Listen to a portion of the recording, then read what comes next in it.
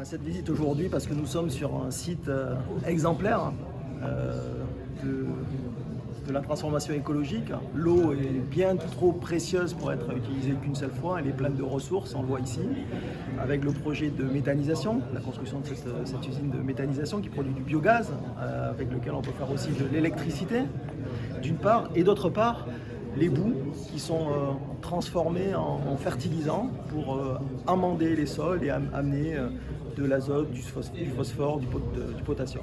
Donc on est vraiment sur ces enjeux de transformation écologique, d'économie circulaire.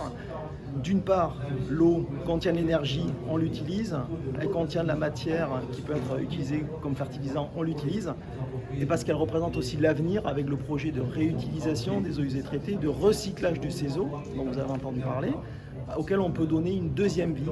L'eau est bien trop précieuse, comme je le disais, pour être utilisée qu'une seule fois, et ce site pourrait devenir exemplaire, deviendra certainement exemplaire de ce point de vue-là également dans les prochaines années. Toutes choses égales par ailleurs, voilà, on a vécu en métropole et on vit toujours en métropole une situation délicate, très compliquée. Ça a commencé par un été très sec, en fait, qui était la suite d'un hiver très sec aussi. Donc on a manqué d'eau en hiver, manqué d'eau au printemps, il a fait très chaud en été, et globalement on commence à manquer d'eau en France.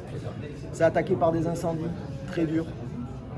Voilà, donc qui ont mobilisé énormément nos équipes aux côtés évidemment des forces de l'ordre, les pompiers, la police, les associations locales, les élus évidemment très très forts. Donc on a vécu cette situation, on est en train de commencer à la digérer. Elle a poursuivi par un été très chaud où il a manqué d'eau.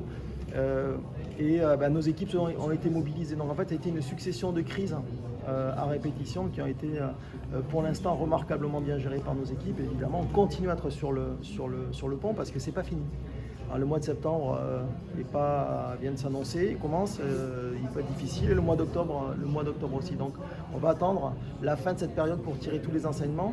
Dès à présent, nous faisons des premiers retours d'expérience parce que pour la métropole, ce qu'on a vécu et ce qu'on est en train de vivre cet été est exceptionnel quand on regarde le passé et probablement va ressembler à notre avenir, alors, et peut-être en plus difficile encore l'avenir.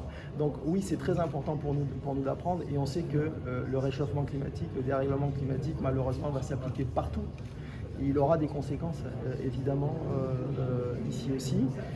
Eh bien, c'est la force et la capacité de notre groupe que d'être capable de tirer des savoir-faire des pays, des endroits, des zones qui sont les premières touchées par une thématique pour être capable ensuite de le dupliquer. À ce titre-là, nous on s'inspire beaucoup pour la métropole de ce qui se passe, de ce qui s'est passé en Espagne.